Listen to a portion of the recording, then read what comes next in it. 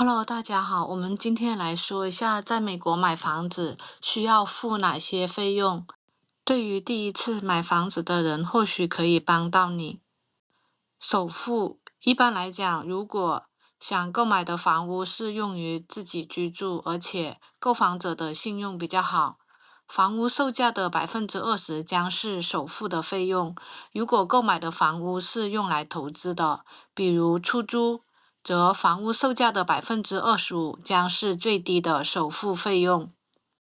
验房费，这是付给验房师的费用。验房的目的就是检测房屋是否有重大的损坏和潜在的问题。买方可以日后根据验房的报告决定是否来购买房子，或者要求卖方修理相关的损毁或解决问题。房屋价值的评估费，这个是付给地产评估时的费用。地产的评估师一般有贷款银行的指定，对房屋进行实地的测量和评估，来决定房屋的当今市场的价值，作为银行是否放贷的依据。贷款的手续费，贷款申请和处理费用一般是房价的1%到5%，这个也取决于贷款人的信用状况。贷款费用折扣，贷款人可以根据选择买点，以降低手续费或者贷款的利率。律师费，这是律师收取的服务费。新的业主物业赞助费，这也称为物业管理基金，是向新的房主一次性收取的，作为物业管理的基金，用于小区的公共设施的维护和维修。物业费，小区物业管理公司每年收取的物业管理费。地税，购房者要缴纳的购房当年自己应支付的那部分地税，也就是从购房日到年底的时间段内的地税。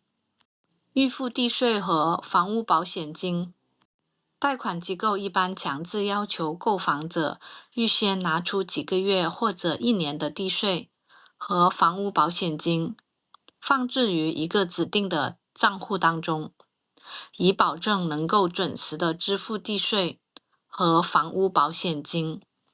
信用查询费，贷款机构查询购房者的信用所支付的费用。